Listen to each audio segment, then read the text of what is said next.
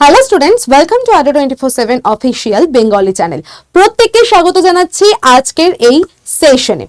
তোমাদের আজকে একটা খুবই গুরুত্বপূর্ণ বিষয় সম্পর্কে আমি বলে দেব, সেটা হচ্ছে কেন্দ্রীয় সরকারি চাকরি 2026-এর জিকে জিএস থেকে 50% আসছে এমন একটা পরীক্ষা। অর্থাৎ কিনা তুমি যদি শুধু জিকে জিএস তৈরি করে যাও, তুমি কিন্তু এই পরীক্ষাতে একটা ভালো স্কোর করতে পারবে, যেখানে জিকে জিএস এর ওয়েটেজই রয়েছে 50%। তো কি সেরকম সরকারি চাকরি, কি সেরকম কেন্দ্রীয় সরকারের চাকরি যেখানে জিকে জিএস থেকে এতটা হিউজ নাম্বার আসছে এবং তার যোগ্যতা মাত্র মাধ্যমিক পাস? আমরা সমস্ত কিছু ডিটেইলে জানবো এবং এমনকি জিকে জিএস এর কোন কোন জায়গাগুলো পড়লে তুমি এই পরীক্ষা সহজেই কিন্তু একটা ভালো স্কোর করে আসতে পারবে, সেটাও আমি তোমাদেরকে বলে দেব। আর পরীক্ষা আমাদের বলতে পারো কখন থেকে শুরু হতে পারে, তার ফর্ম ফিল আপ কি হতে পারে, এই সমস্ত কিছু নিয়ে আমি ডিটেলে তোমাদের এখন জানিয়ে দেবো। তাই শুরু থেকে শেষ পর্যন্ত প্রত্যেকের সেশনটাকে দেখো এবং তারপর তোমাদের যা যা প্রশ্ন থাকবে তোমরা অবশ্যই আমাকে কমেন্ট করে জানাতে পারো। তো চলো শুরু করছি আজকের সেশন শুরু করার আগে বলে দিই, তোমরা যারা আমার টেলিগ্রাম চ্যানেল এখনো জয়েন করোনি, যারা নতুন দেখছো, তারা অবশ্যই কিন্তু আমার টেলিগ্রাম চ্যানেলে জয়েন করে যাও। এই ভিডিওরই কমেন্ট সেকশনে পিন কমেন্টে আমার টেলিগ্রাম চ্যানেলের লিংক পেয়ে যাবে, ওখান থেকে জাস্ট লিংকে ক্লিক করে জয়েন করে যাও। আমি ওখানেই কিন্তু তোমাদের সমস্ত গুরুত্বপূর্ণ আপডেট যা থাকে, যা প্রিভিয়াস ইয়ার কোয়েশ্চেন থাকে, কুইজ থাকে, পিডিএফ থাকে, আমি সমস্ত দিয়ে থাকি। তো অবশ্যই টেলিগ্রাম চ্যানেলটা জয়েন করে যাও। পাশাপাশি বলে দিই, এই যে চ্যানেলটা তোমরা দেখছো আড্ডা 24/7 বেঙ্গলি চ্যানেল, এই চ্যানেলটাকে অবশ্যই সাবস্ক্রাইব করে রাখো, কারণ এই চ্যানেলেই তোমরা সমস্ত যে সরকারি চাকরির আপডেট সেগুলো কিন্তু সবার আগে পেয়ে যাও। তো এই চ্যানেলটাকে সাবস্ক্রাইব করে রাখো এবং এর পরেও কিছু গুরুত্বপূর্ণ বিষয় নিয়ে আমি কথা বলবো, সেগুলো তোমরা এই চ্যানেলেই পাবে। তাই জন্য চ্যানেলটাকে সাবস্ক্রাইব অবশ্যই এখনই করে রাখো। চলো, তো আমরা আলোচনা করব আজকে এমন একটা পরীক্ষা কেন্দ্রীয় সরকারের যেটার যোগ্যতা মাধ্যমিক পাস এবং যেখানে পরীক্ষায় প্রশ্ন জিকে জিএস থেকে প্রায় 50% চলে আসছে। অর্থাৎ জিকে জিএস যদি তুমি একবার তৈরি করে যাও ভালোভাবে, তাহলে কিন্তু এই পরীক্ষায় অনায়াসেই তুমি স্কোর করতে পারবে, খুব ভালো একটা কাট অফের ওপরে তুমি কিন্তু স্কোর রাখতে পারবে। সেই পরীক্ষাটা হচ্ছে আর কিছুই না, এসএসসির এমটিএস এবং হাওলদার এক্সাম, যেই এক্সামে তোমাদের 75 নাম্বার, টোটাল 25টা প্রশ্ন থাকে, 3 নাম্বার করে পার কোয়েশ্চেন এবং 75 নাম্বার জিকে জিএস হোল্ড করছে।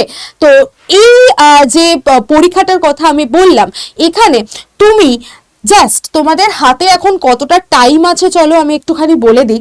তোমরা এখন ফেব্রুয়ারি মাসে আছো, ফেব্রুয়ারি থেকে আমি পরীক্ষার probable exam form fill up যদি বলি, তাহলে জুনের 26 তারিখে হওয়ার কথা। তার কারণ এই কিছুদিন আগে অর্থাৎ 19শে ফেব্রুয়ারি তোমাদের লাস্ট এসএসসির এমটিএস এক্সাম কমপ্লিট হয়েছে এবং এর পরে ফর্ম ফিল আপটা তোমাদের জুন মাস থেকে হবে। তাই সময় আমাদের হাতে প্রচুর আছে বলে ভেবে আমি এখন আর কোনো প্রস্তুতিই নেব না, এই ভাবনাটা কিন্তু সবার প্রথমে বন্ধ করতে হবে। তার কারণ এটা কেন্দ্রীয় সরকারের পরীক্ষা এবং এখানে কিন্তু সারা ভারতের ছেলেমেয়েরা পরীক্ষা দিচ্ছে। তাই তুমি যদি একটা দিন সময় নষ্ট করো বা একদিন যদি তোমার মনে হয় যে না আজকে আর পড়বো না, কাল থেকে পড়া শুরু করব, বা এই তো পরীক্ষা শেষ হলো, আমি 4-5 দিন পরে বা 1 সপ্তাহ পরে আবার যখন ফর্ম ফিল আপ ঘোষণা করবে তখন থেকে পরীক্ষা প্রিপারেশন শুরু করব, তাহলে কিন্তু ভাই তুমি পরীক্ষার ফর্ম ফিল আপের আগেই পরীক্ষাটাতে হেরে বসে আছো। অর্থাৎ তোমার কিন্তু পাস করার যে চান্স বা কাট অফ ক্লিয়ার করার চান্স একদম 0%-এর নিচে চলে যাবে। তোমাকে মেন্টালি এটা সবার আগে রেডি হতে হবে যে পরীক্ষার ডেট যবেই দিক, পরীক্ষার ফর্ম ফিল আপ যবেই আমাকে দিক, আমাকে তার আগে থেকে অন্তত 8-9 মাস আগে থেকে আমাকে পরীক্ষার প্রিপারেশন শুরু করতে হবে।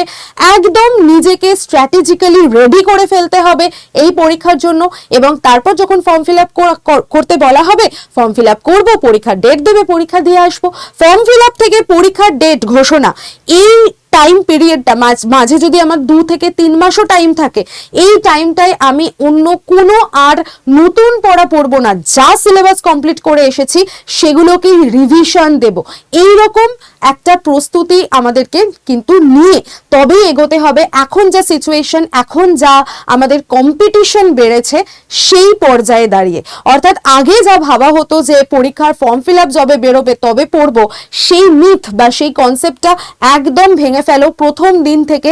যেদিন পরীক্ষা তোমার শেষ হলো, হ্যাঁ তারপরে দুদিন তুমি একটু রেস্ট নাও, একটুখানি মাথাটাকে হালকা করে নাও, পরীক্ষার প্রেশারটাও নেমে গেছে, কিন্তু কোথায় তোমার ভুল হয়েছে, কোনগুলোর কারণে তোমার নেগেটিভ মার্কিং গেল, বা কোনগুলো করলে তুমি আরো বেটার স্কোর করতে পারবে, এটা একমাত্র তুমিই জানো। আর যারা নতুন পরীক্ষার প্রস্তুতি নিচ্ছ বা নতুন ভাবে যারা পরীক্ষার জন্য ভাবছো, কারণ এমটিএস এর পরীক্ষা মানে মাধ্যমিক পাশই তুমি দিতে পারবে, এবং এই মাধ্যমিক পাশ তোমরা রিসেন্টলি আইসিএসসি আইএসসি কভার করছো, মাধ্যমিক উচ্চ মাধ্যমিক পরীক্ষা দিচ্ছ, তারপরেই কিন্তু তোমরা ফ্রেশ ভাবে নতুন ভাবে এই পরীক্ষার জন্য প্রিপারেশন করতেই পারো। গ্র্যাজুয়েশন করার সাথে সাথে, গ্র্যাজুয়েশন করার সঙ্গে সঙ্গে প্যারালেলি যাদের মনে স্বপ্ন আছে বা যাদের ইচ্ছা আছে যে সরকারি চাকরি করব, তারা কিন্তু অবশ্যই এই পরীক্ষার প্রিপারেশন নেওয়া এখন থেকেই শুরু করে দাও একটু একটু করে। তো চলো আমি তোমাদের জিকে জিএস এর জার্নিটা একটুখানি বলে দিই। জিকে জিএস থেকে তুমি কেমন টাইপের পরীক্ষায় প্রশ্ন দিতে পারবে বা কোথা থেকে আমাদের ম্যাক্সিমাম কোয়েশ্চেন আসছে, সেই জায়গাগুলোর ওয়েটেজ অনুযায়ী আমি পুরো আলোচনা করে দেবো, যাতে একদম শুরু থেকে তোমাদের একটা প্রপার রোড ম্যাপ তৈরি হয়ে যায় যে 50% নাম্বার আমাকে সিকিউর করে নিতেই হবে জিকে জিএস থেকে। তো ফার্স্টেই বলে দিই, 25টা প্রশ্ন তোমাদের থাকে, পার কোয়েশ্চেন 3 নাম্বার করে, এবং টোটাল 75 নাম্বার। আর এই 75-এ 75 পাওয়া কিন্তু সম্ভব যদি তুমি স্ট্র্যাটেজিক্যালি পড়াশোনা করো। সেশন 1-এ আমাদের ম্যাথমেটিক্স এবং রিজনিং থাকে, সেখানে কোনো নেগেটিভ মার্কিং থাকে না, কিন্তু সেশন 2 যেখানে আমার জিকে জিএস থাকছে, ইংলিশ থাকছে, এরকম সেখানে আমাদের কিন্তু তোমার নেগেটিভ মার্কিং অবশ্যই থাকে। তো অবশ্যই সেই জায়গাটা একটুখানি দেখে রাখবে। নেক্সট চলে আসো আমাদের টপিক ওয়াইজ ওয়েটেজ কিরকম আছে জিকে জিএস এর উপরে, সেটা আমি একটুখানি তোমাদেরকে বলে দিই। একদম যদি আমি নতুন ভাবে, তো এডিকুইটি আমাদের হ্যান্ডেল করছে এখন পুরোপুরি, টিসিএস এর হাত থেকে হ্যান্ড ওভার করে নিয়েছে, তাই এডিকুইটির তথ্য অনুযায়ী বা ওদের সম্ভাব্য যে একটা প্যাটার্ন রয়েছে সেই অনুযায়ী এবং টিসিএস এর প্যাটার্ন অনুযায়ী যে একটা অ্যানালিসিস আমরা করতে পেরেছি, সেই অনুযায়ী আমি তোমাদেরকে বলছি। ওকে, সেটা হচ্ছে প্রথমেই আমরা দেখব ইন্ডিয়ান আর্ট অ্যান্ড কালচারের যে জায়গাটা, সেখান থেকে প্রায় ম্যাক্সিমাম প্রশ্ন দিয়ে থাকে, 24% প্রশ্ন তো আমরা ওখান থেকে পাচ্ছি। নেক্সট পলিটি থেকে আমরা 16% কোয়েশ্চেন পাবো, আর্টিকেল গুরুত্বপূর্ণ, পার্ট গুরুত্বপূর্ণ, যে সমস্ত সংশোধন রয়েছে সেই সমস্ত জায়গা থেকে। এছাড়া স্পোর্টস এর অ্যাঙ্গেল থেকে 12%, হিস্ট্রি থেকে 10%, জিওগ্রাফি রয়েছে, সায়েন্স রয়েছে, ইকোনমিক্স রয়েছে, বুকস অ্যান্ড অথার্স রয়েছে, এখানগুলো থেকে বাকি পার্সেন্টেজ আমরা কোয়েশ্চেন আনসার পাচ্ছি। তো আমরা দেখতে পাচ্ছি মেজরিটি আমাদের যাচ্ছে ইন্ডিয়ান কালচার, পলিটি, স্পোর্টস, আমাদের হিস্ট্রি এবং বুকস অ্যান্ড অথারের মধ্যে। হ্যাঁ, এবার কিছু প্রশ্ন অবশ্যই থাকে যেগুলো স্কিম রিলেটেড থাকে, সেন্ট্রাল গভর্নমেন্ট স্কিম, সেটাও কিন্তু আমাদের খুব ভালো করে পড়তে হয়। তো ইন্ডিয়ান কালচার বা ভারতীয় যে আমাদের সংস্কৃতি, তার মধ্যে কিন্তু ডান্স রয়েছে, মিউজিক রয়েছে, ইনস্ট্রুমেন্ট রয়েছে। হ্যাঁ, এই সমস্ত যে বিষয়গুলো থাকে সেগুলো কিন্তু অবশ্যই আমাদের এই আর্ট অ্যান্ড কালচারের মধ্যে ঢুকে যায়, ফোক ডান্স, ফেস্টিভ্যাল, ঠিক আছে, তো সেই বিষয়গুলো। এছাড়া তোমরা দেখবে পলিটি থেকে আমরা বললামই টপিকগুলো যে 16% আমরা পাবো। এছাড়া স্পোর্টস এর মধ্যে কিন্তু জিকে যেমন থাকছে, সেরকম কারেন্ট অ্যাফেয়ার্স আমাদের খুব ভালো করে দেখে যেতে হবে, অর্থাৎ রিসেন্টলি কোন কোন স্পোর্টসে কারা কারা উইনার হয়েছেন, কেউ যদি কোনো রিটায়ারমেন্ট নিয়ে থাকেন সেইটা, কেউ যদি কোনো বড় কিছু অ্যাচিভ করে থাকেন সেটা, সব থেকে হাইয়েস্ট অ্যাওয়ার্ড স্পোর্টসের দিক থেকে কেউ যদি কিছু অ্যাচিভ করে থাকেন, অবশ্যই সেগুলো দেখে যেতে হবে। এই জায়গাগুলো আমাদের স্পোর্টস থেকে দেখতে হয়।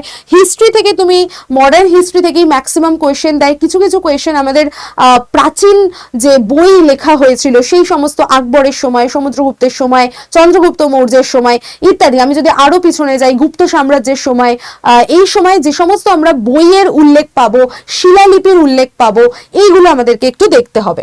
জিওগ্রাফি, সায়েন্স, ইকোনমিক্স থেকে আমরা, এনভায়রনমেন্টাল সায়েন্স থেকে আমরা 8 to 10% কোয়েশ্চেন পাই। কম্পিউটার থেকেও মাঝে মাঝে কোয়েশ্চেন একটা দুটো দিয়ে দেয়, শর্ট কি বা এই ধরনের রিলেটেড। ফর্ম থেকে কোয়েশ্চেন দিয়ে দিতে পারে। আর বুকস অ্যান্ড অথার্স অবভিয়াসলি আমাদের কারেন্ট অ্যাফেয়ার্স এবং আমাদের স্ট্যাটিক জিকে সমস্ত জায়গা থেকেই কোয়েশ্চেন দিতে পারে। ট্রেডিশনাল যে সমস্ত বই রয়েছে সেগুলো, পাশাপাশি একদম কন্টেম্পোরারি এখনের লেখা যে বইগুলো চলছে সেই বইগুলো, ধরো কোনো অ্যাওয়ার্ড জিতেছে সেখান থেকে আমাদের কোয়েশ্চেন কিন্তু দিতেই পারে। তাহলে ওয়েটেজটা মোটামুটি আমরা বুঝলাম। ডান্স, মিউজিক, ফেস্টিভ্যাল থেকে, আমাদের কালচার থেকে কোয়েশ্চেন দিচ্ছে। এবার চলে আসো আমাদের পলিটির জায়গায় আমি তোমাদের বললামই amendment, land reform, education reform, latest যে অ্যামেন্ডমেন্টগুলো ঘটছে, হ্যাঁ, সেই সমস্ত জায়গা থেকে আমাদের কোয়েশ্চেন দিয়ে দেয়। এছাড়া দেখো স্পোর্টসের জায়গা থেকে সব থেকে বড় যে স্পোর্টসের অ্যাওয়ার্ডগুলো রয়েছে সেগুলোর কথা বললাম। এছাড়া ক্রিকেট, এই বছর যেহেতু ফিফা ওয়ার্ল্ড কাপ আছে তো ফিফা থেকে আমাদের কোয়েশ্চেন দেবে। কাবাডি, হকি, টেনিস, এগুলো টি20 ওয়ার্ল্ড কাপ এখন চলছে, তো অবশ্যই ভালো করে দেখে রাখবে টি20 ওয়ার্ল্ড কাপে যা যা কিছু গুরুত্বপূর্ণ আপডেট হচ্ছে, যা যা কিছু গুরুত্বপূর্ণ নিউজ তোমাদের চোখে পড়ছে, কেউ নতুন রেকর্ড কিছু গড়ছে, অবশ্যই সেগুলো কিন্তু খাতায় নোট ডাউন করতে থাকবে। পাশাপাশি ফোকাস এরিয়া থাকবে আমাদের 2011 সেন্সাস পার্ট। সেন্সাস থেকে কিন্তু আমাদের লাস্ট যেহেতু 2011-তে সেন্সাস হয়েছে, ওখান থেকে আমাদের প্রচুর প্রশ্ন অ্যারাইজ করতে পারে যতদিন না আমাদের নতুন সেন্সাসের আপডেট আসছে। 2026-এ নতুন সেন্সাস হওয়ার কথা, বাট তার আগে অবধি এখন আমাদের 2011 সাল লাস্ট, তো সেইখান থেকে আমাদের পরীক্ষায় প্রশ্ন দিতে পারে।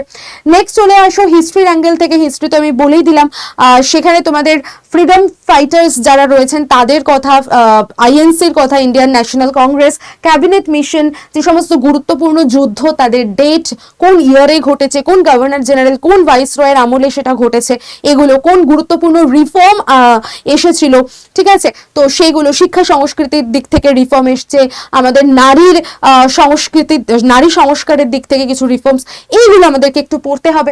জিওগ্রাফির অ্যাঙ্গেল থেকে আমরা জলবায়ু, মাটি, ইন্ডাস্ট্রি, এই চ্যাপ্টারগুলোর উপর বেশি করে জোর দেবো, এবং রিভার সিস্টেম, নদ নদী, এইগুলো। ওকে, পাশাপাশি বিজ্ঞান অর্থনীতির মধ্যে সায়েন্সের দিক থেকে তুমি এনভায়রনমেন্ট, ডিজিজ, ভিটামিন, এইগুলো ভালো করে পড়তে হবে।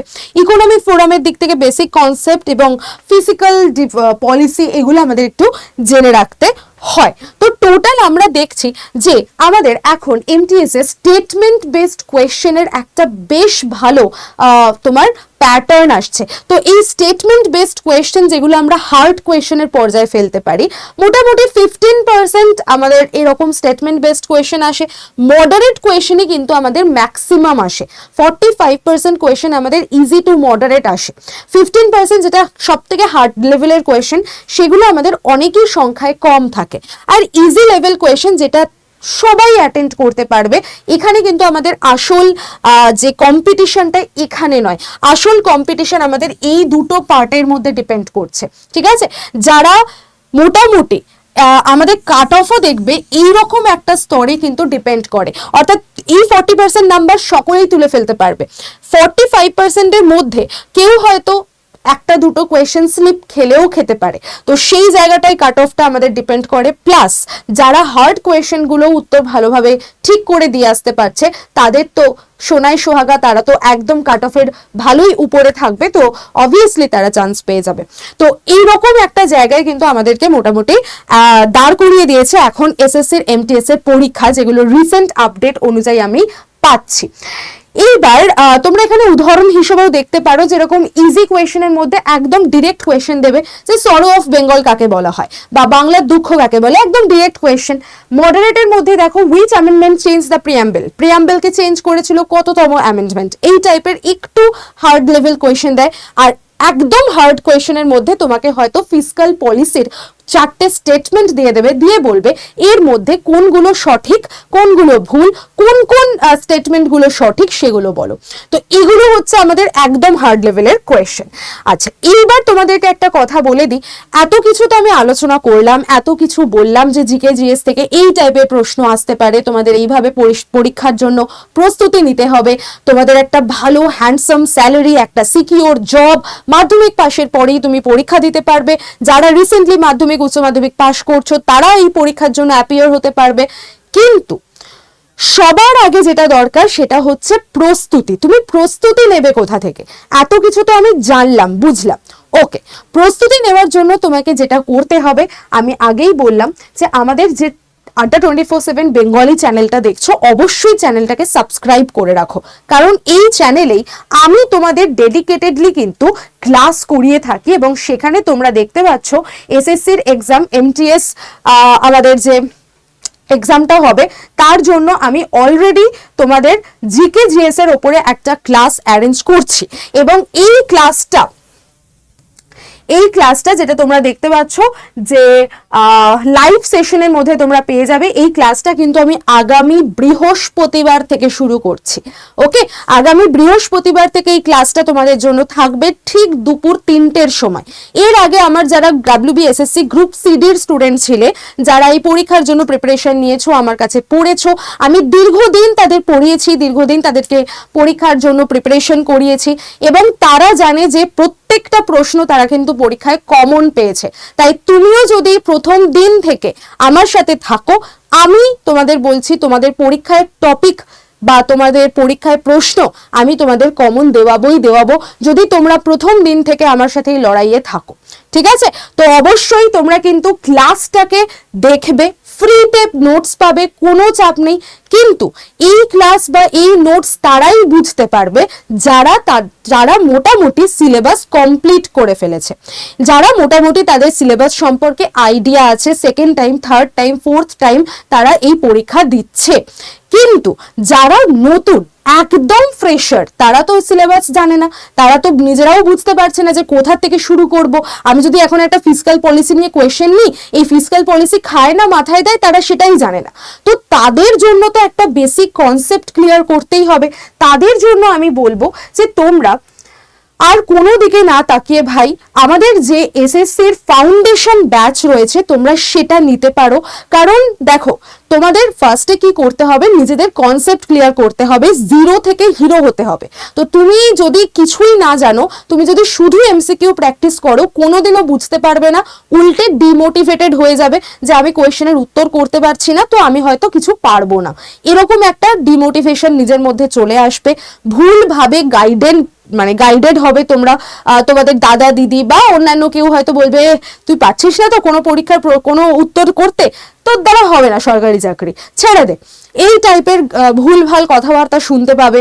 বা অনেকেই হয়তো বলবে যে ছেড়ে দাও, কোথাও পড়তে হবে না, নিজে সেলফ স্টাডি করাই যায়, কিন্তু সেলফ স্টাডি তখনই করা যায় যখন আমার মধ্যে খিদে কম থাকবে।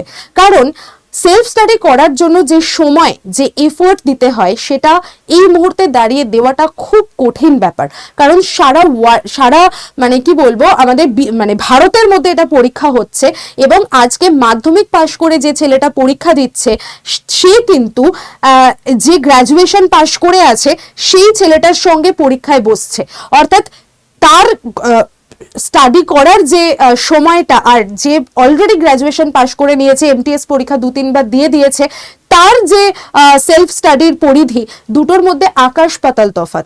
তো অবশ্যই আমি বলবো যে প্রথম থেকে যখন তোমরা পড়াশোনা শুরু করতে চাইছো, একটা প্রপার ভালো গাইডেন্স তোমাদের দরকার শুরুর দিন থেকে। বেসটা যদি তোমাদের একবার স্ট্রং হয়ে যায়, একবার ক্লিয়ার হয়ে যায়, তাহলে কিন্তু তার উপরে তুমি যতই গাছ লাগাও সেগুলো ভালোভাবেই বড় হবে। তো সেই জন্য আমি বলবো মাটি স্ট্রং করো, বেস স্ট্রং করো। অনলাইনের জন্য আমাদের এসএসসি এমটিএস সিএইচএসএল সিজিএল এর ফাউন্ডেশন ব্যাচ রয়েছে, তোমরা চাইলে এটাতে অ্যাডমিশন নিতে পারো। আর আমাদের অফলাইনের কোর্সও রয়েছে, যদি তোমরা শিয়ালদা স্টেশন থেকে একদমই কাছে 5 মিনিটের ডিস্টেন্সেই আমাদের অফিস রয়েছে, সেখানেই তোমাদের অফলাইনে কোচিং দেওয়ানো হয়। তো তোমরা যদি অফলাইনের জন্য ভর্তি হতে চাও তাহলে অবশ্যই আমার সাথে কন্ট্যাক্ট করে নিতে পারো। আমি আমার নাম্বারটা শেয়ার করে দিচ্ছি, 9804735443। আবার আরেকবার বলে দিই, 9804735443। এই নাম্বারে তোমরা আমাকে কল করে নিতে পারো, তোমরা আমার সাথে যোগাযোগ করে নিতে পারো, আমি তোমাদের প্রপার গাইডেন্স দিয়ে দেব। আর যদি তোমরা অনলাইনে কোচিং নিতে যাও তাহলে কি উপায়ে তোমরা ভর্তি হবে, কিভাবে নেবে বা কি কি সুযোগ সুবিধা পাচ্ছ, সেগুলোও আমি ডিটেলে জানিয়ে দেবো যদি তুমি আমার টেলিগ্রাম চ্যানেলে জয়েন থাকো। তো অবশ্যই কমেন্ট সেকশনের পিন কমেন্টে আমার টেলিগ্রাম চ্যানেলের লিংক দেওয়া থাকবে, তোমরা সেখান থেকে জয়েন করে যাও। ঠিক আছে, চলো তাহলে আজকে এই পর্যন্তই রাখছি। আর অবশ্যই Y1012 কোডটাকে অ্যাপ্লাই করে জয়েন করবে, তাহলে ম্যাক্সিমাম ডিসকাউন্ট পেয়ে যাবে। চলো টাটা, আবার দেখা হবে এরকম সেশনে। সেশনটা ভালো লেগে থাকলে অবশ্যই লাইক এবং শেয়ার করে দিও।